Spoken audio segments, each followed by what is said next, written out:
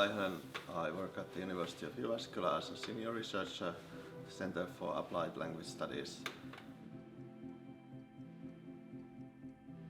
The co-creation typically is so that we researchers, we have the expertise on how to design research projects, what is let's say, what is a doable research question, and what are the kind of possible methods, so we can help the university students, and then they can help the student groups, and then but it is always the decision of the pupils or students, the teenagers in our case, to pick the final topic. And so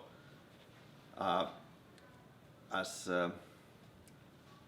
we have from the feedback forms that typically they say that they had great influence on what kind of a research project they do, but they never give that they had total influence, because of course we were doing it together, so we had our interests. The teachers made sure that it was integrated into the school curriculum.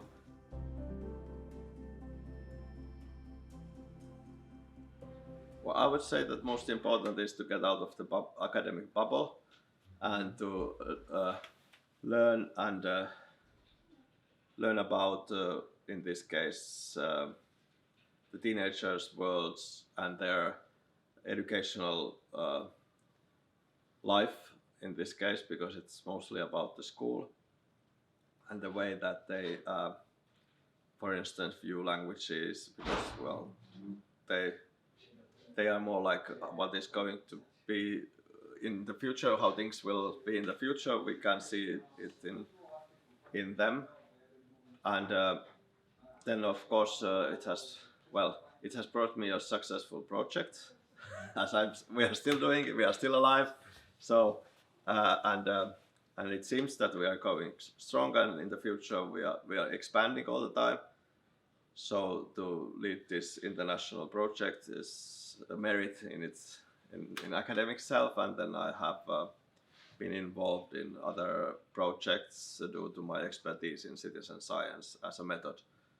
So then I am working also into international consortium as the citizen science person or expert. So that's and then of course I have got to cooperate with great international partners, such as the people here at the University of Opole and Valencia and Mainz.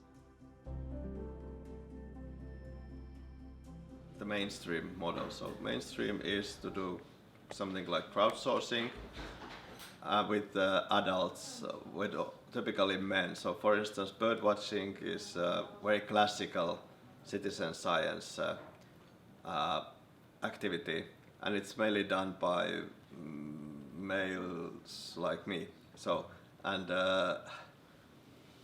so not by younger people, and also we do it with school classes. We take the whole class at Mankula School, for instance, and then it includes all kind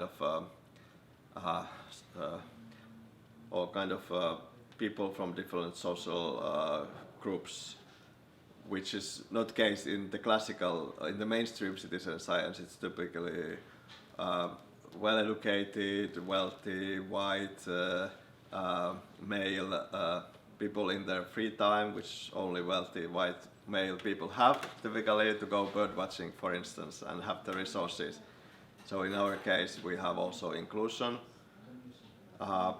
So that's one benefit. So we have, and these kind of projects I haven't found any other. There might be somewhere, but in the sources I have checked. So far I haven't found in the social sciences and humanities, because they are typically done in the natural sciences, which is of course not a bad thing, but still, if you ask what is new, so that is what is new, and that's why we began as a pilot, because we kind of tried out something that hasn't been tried out before, and I guess it's still true today.